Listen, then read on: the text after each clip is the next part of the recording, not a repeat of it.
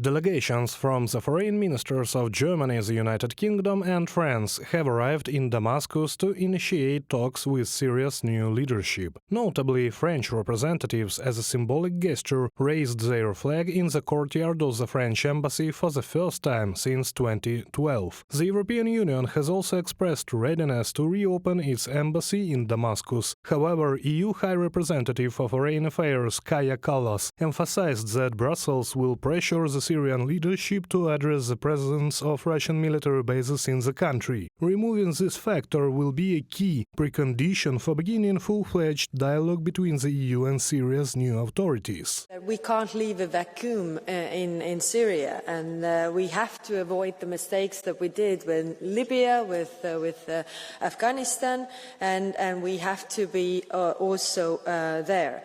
The future of the country must be Syria-led and Syria-owned and reflect the Syrian people in all their diversity. And I've asked the head of delegation to go to Damascus yesterday to have constructive first contacts with the new leadership and various other groups, also the civil society.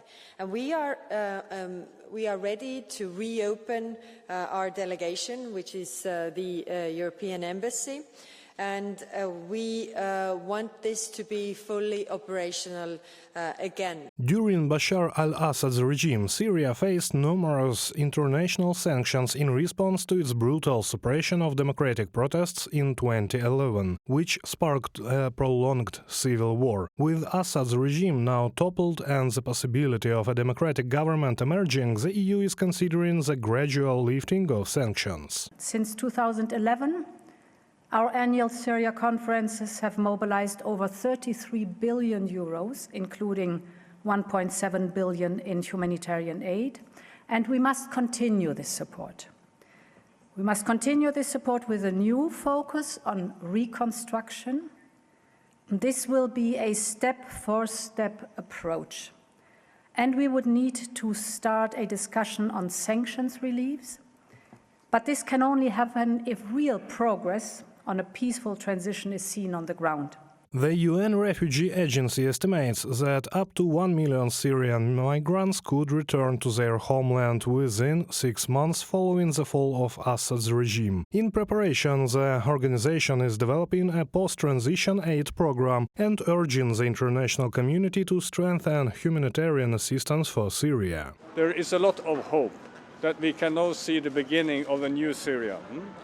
A new Syria that, in line with Security Council Resolution 2254, will adopt a new constitution that will ensure that it is a social contract, a new social contract for all Syrians, and that we will have free and fair elections when that time comes. Of course, it is the importance of making sure that we have a political transition that will be credible, inclusive, and include the broadest range of the Syrian society and Syrian parties. One actor that has no place in the new Syria is Russia. Obaida Arnaout, Syria's transitional government secretary, has called on Moscow to reconsider its presence in the country. For years, Russian forces supported Bashar al-Assad's regime, but with its fall, the Kremlin has begun a rapid evacuation of its military contingent from Syria. Reported by Sergei Kulas, Mykotas Koblikov, UATV News.